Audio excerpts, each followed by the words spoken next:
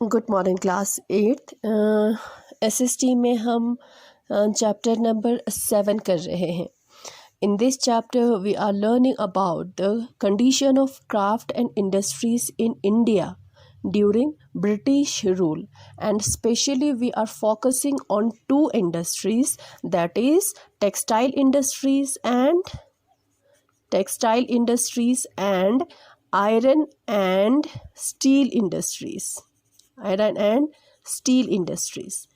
इस चैप्टर में हम इंडिया के क्राफ्ट एंड इंडस्ट्रीज़ के बारे में पढ़ रहे हैं, कब ब्रिटिश रूल के टाइम पर. ठीक है, तो उसमें हम फोकस कर रहे हैं दो इंडस्ट्रीज़ पे. एक है टेक्सटाइल इंडस्ट्रीज़ और दूसरा है आयरन एंड स्टील इंडस्ट्रीज़. ठीक है, तो इससे पहले वाले लेसन में हमने टेक्सटाइल इंडस्ट्रीज़ के बारे में हमने पढ़ा है ना.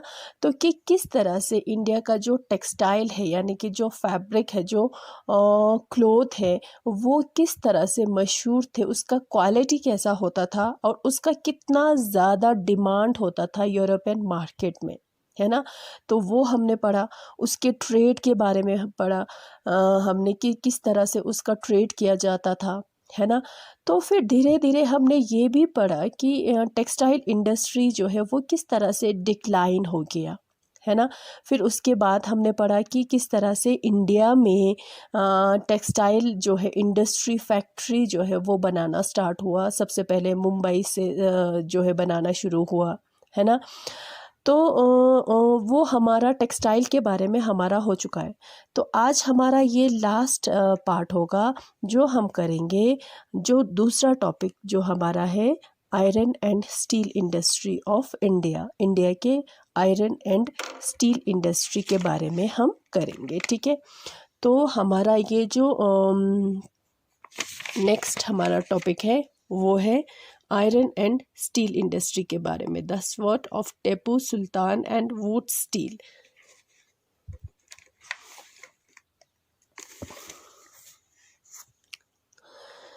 The sword of Tipu Sultan and wootz steel.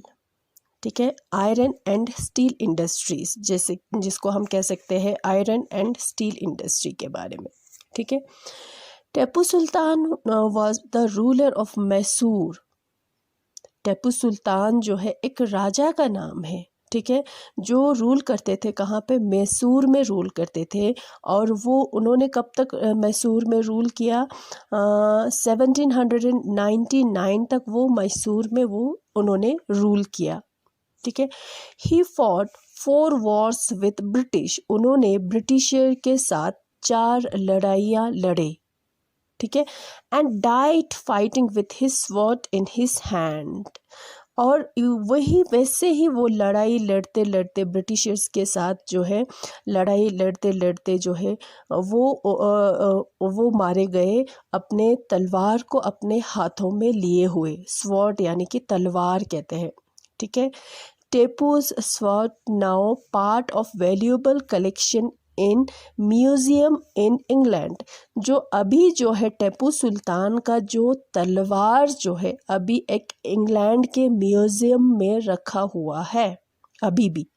ठीक है, जो कि कौन से राजा का था, टेपू सुल्तान का था. अब आप लोग सोच रहे होंगे जो टेपू सुल्तान जो है वो जो इंडिया का राजा है और उनका तलवार जो है वो इंग्लैंड में कैसे पहुंचा.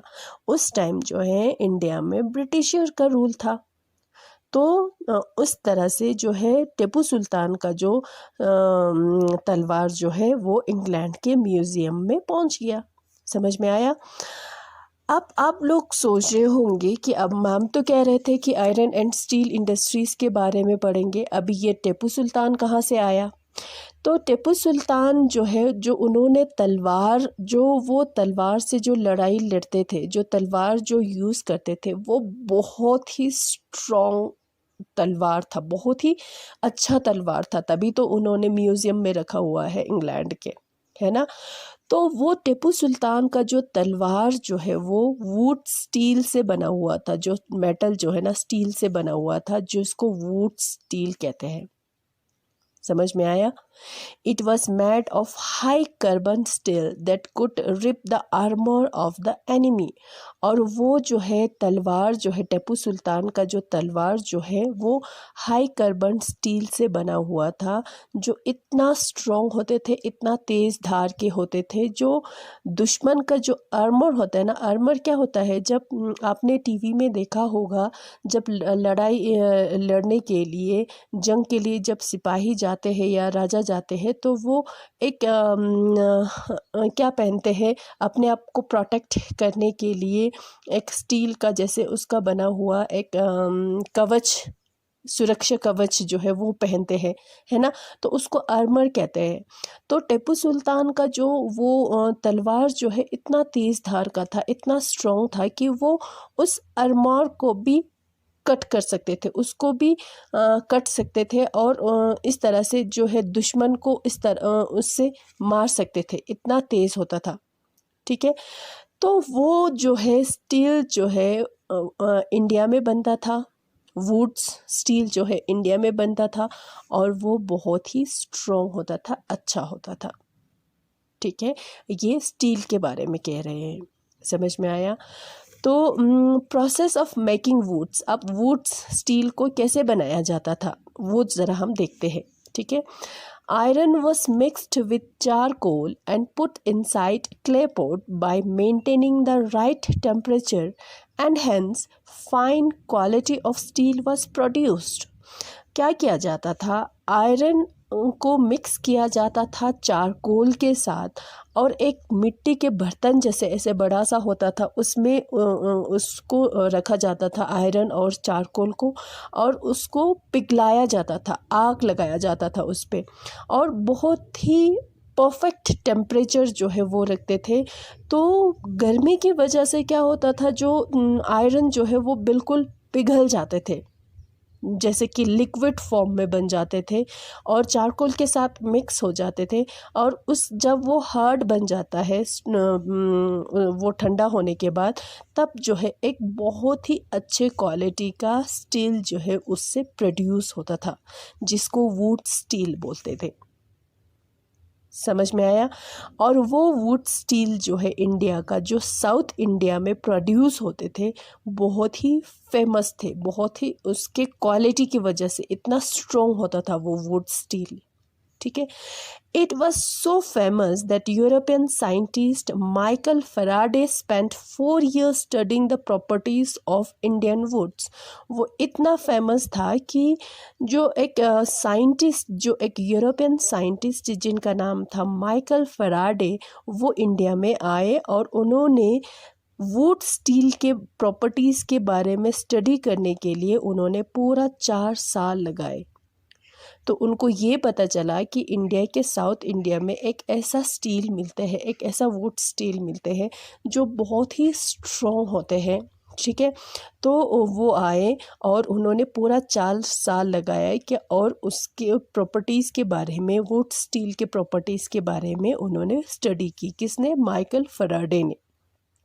ठीक है, तो इस तरह से इंडिया में स्टील जो है वो प्रोड्यूस होते थे, जो बहुत ही अच्छा होता था, फाइन क्वालिटी का होता था और बहुत ही फेमस होते थे।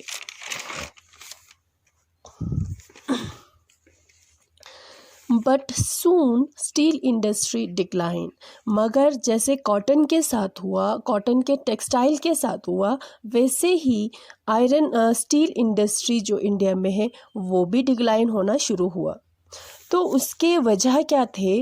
With the coming of European power in India, जब ब्रिटिशर ने इंडिया पे कंट्रोल किया, जब ब्रिटिश का पावर इंडिया में इंक्रीज़ हुआ, तो क्या हुआ, जो इंग्लैंड में बना हुआ, इंग्लैंड के फैक्ट्री में बना हुआ आयरन जो है इंडिया में आने लगे।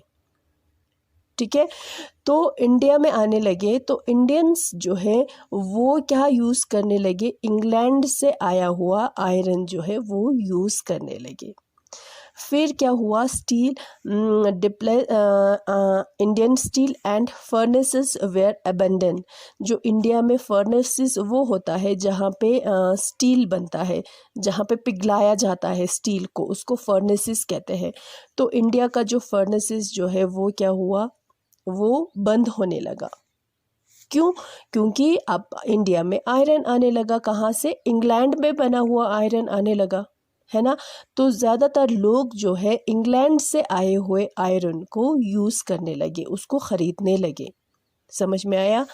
कुछ दूसरा रीज़न भी थे स्टील इंडस्ट्री डिक्लाइन होने का। वो क्या था? Forest law introduce by Britishers. Forest law, इससे पहले वाले चैप्टर में हमने कहीं पढ़ा था कि फॉरेस्ट लॉ कानून जो है, फॉरेस्ट का जो लॉ जो है वो इंट्रोड्यूस किया ब्रिटिशर्स ने, आपको याद होगा, है ना। वो भी एक कारण था, फॉरेस्ट लॉ भी एक कारण था स्टील इंडस्ट्री डिक्लाइन होने का।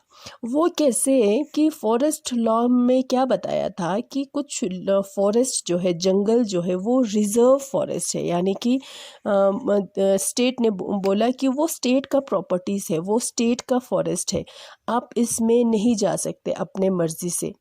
तो लोगों को उसमें इंटर करने से मना कर दिया। ठीक है।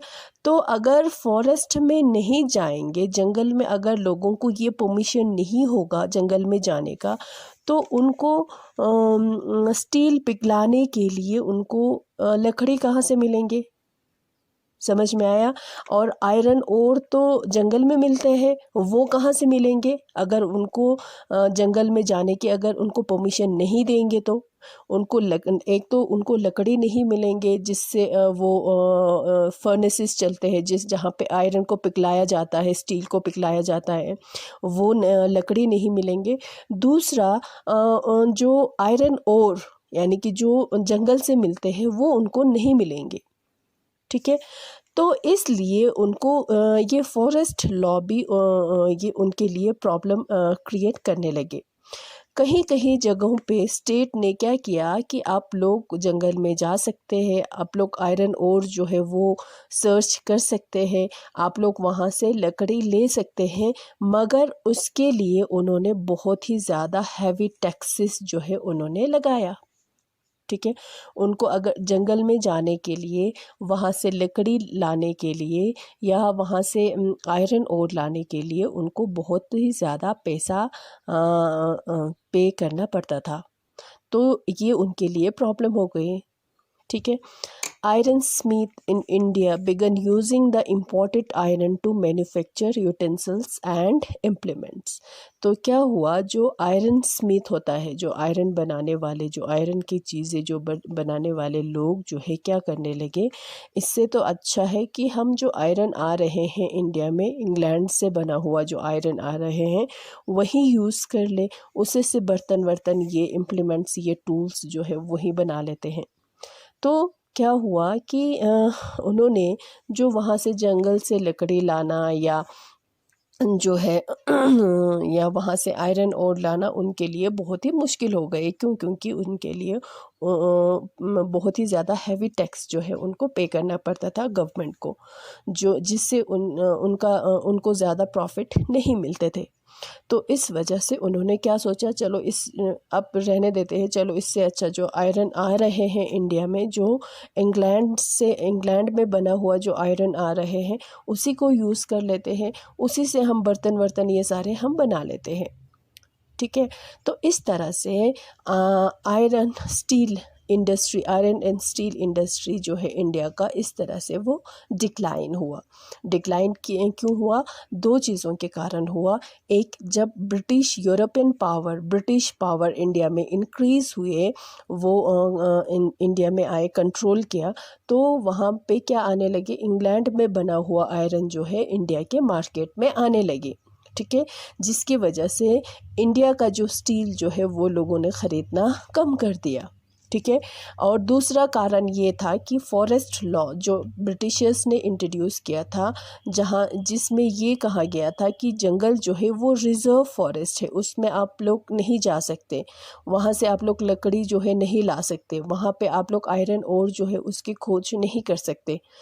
तो अगर जा सकते हैं तो फिर उसके लिए बहुत ही हैवी टैक्सेस उनको पे करना पड़ता था, जो उनके प्रॉफिट से ज़्यादा होता था, जो उनसे कुछ उनका प्रॉफिट होता ही नहीं था। तो उन्होंने क्या यूज़ किया, वही आयरन यूज़ किया जो इंग्लैंड में बना हुआ इंडिया में आ रहे थे। समझ में आया? इस तरह से इसकी वजह से इन दो चीज़ों के कारण जो है इंडिया का स्टील इंडस्ट्री जो है वो डिक्लाइन हो रहे थे। समझ में आया? Meanwhile, when they were facing decline, some people thought that we should start our own factory like textiles. उस तरह से जब हर साइड से जब उनको प्रॉब्लम फेस कर रहे थे, ठीक है, फेस कर ही रहे थे, तो कुछ ऐसे भी लोग थे जो ये सोच रहे थे कि हमें जो है अपना खुद का फैक्ट्री इंडिया में स्टार्ट करना चाहिए, जैसे कि टेक्सटाइल में हुआ था, है ना।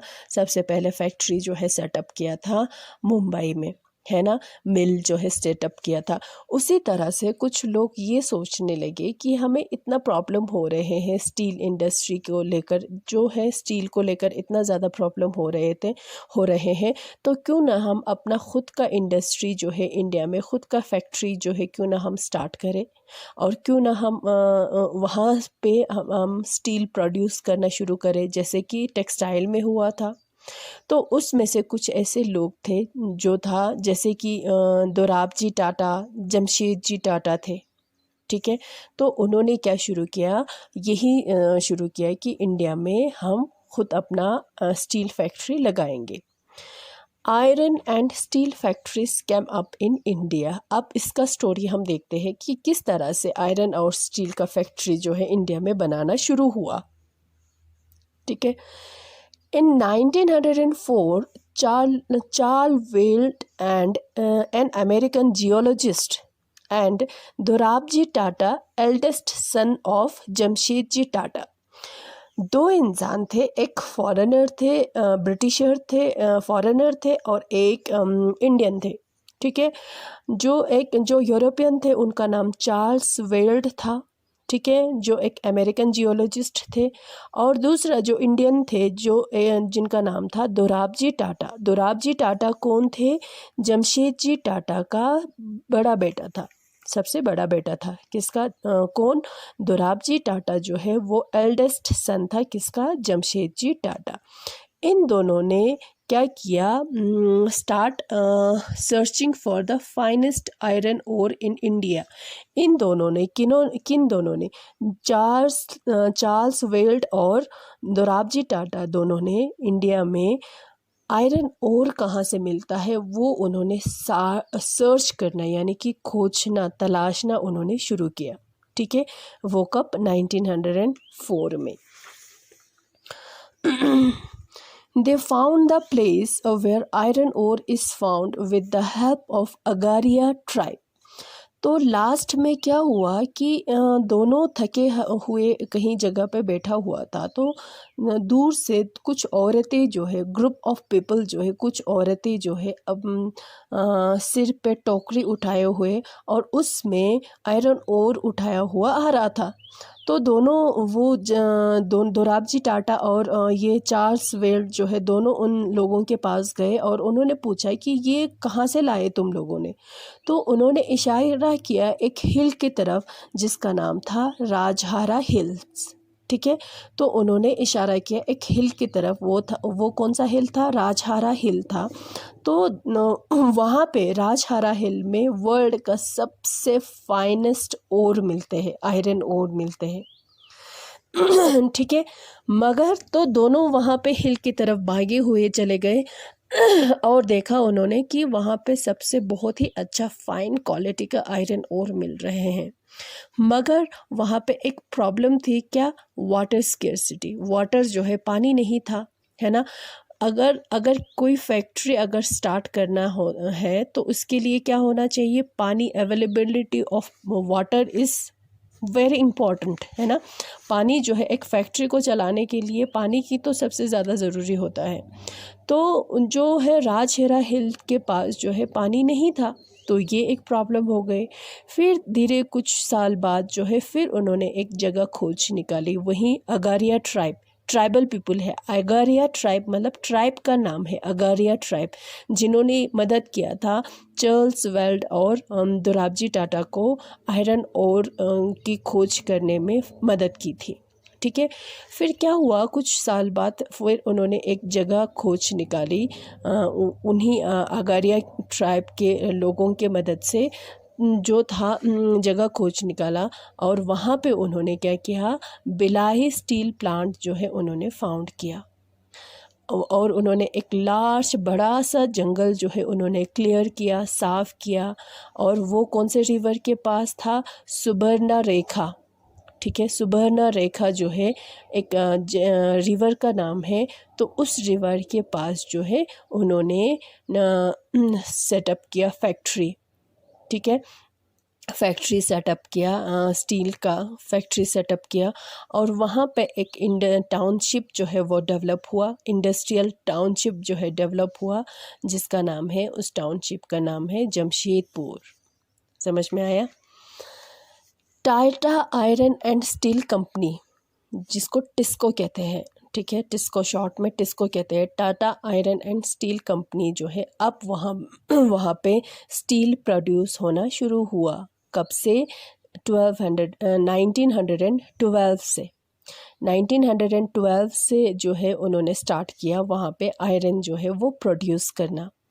There was problems in the initial period, मगर उस जैसे कि टेक्सटाइल में हुआ था, है ना, टेक्सटाइल में भी प्रॉब्लम हुआ था जब इंडिया में फर्स्ट फैक्ट्री सेटअप हुआ था, तो उसमें भी प्रॉब्लम आए थे। वैसे ही सेम जो है steel company, Tata iron and steel company को भी प्रॉब्लम्स आए स्टार्टिंग में। वो प्रॉब्लम्स क्या थे, जैसे कि ब्रिटिशर्स जो है वो ज़्यादा इम्पोर्टेंस नहीं दे रहे थे, जो स्टील जो टिस्को प्रोड्यूस कर रहे थे उस पे वो लोग इम्पोर्टेंस नहीं दे रहे थे, और उनका ये सोचना था कि जो स्टील जो इंग्लैंड में जो प्रोड्यूस होके आते हैं वो बहुत ही अच्छा है जो टिस्को के स्टील से। ठीक है, वो लोग ये सोचने लगे जो स्टील प्रोड्यूस करते हैं टिस्को, वो इतना अच्छा नहीं है जितना इंग्लैंड में बना हुआ है। ठीक है, तो वो लोग उसको इम्पोर्टेंस नहीं देने लगे, कम देने लगे ब्रिटिशर्स। ठीक है, but situation change due to break out of First World War. जैसे कि टेक्सटाइल के साथ हुआ, वैसे ही जब फर्स्ट वर्ल्ड वॉर हुआ तो सिचुएशन जो है तब बदल गया, चेंज हो गया।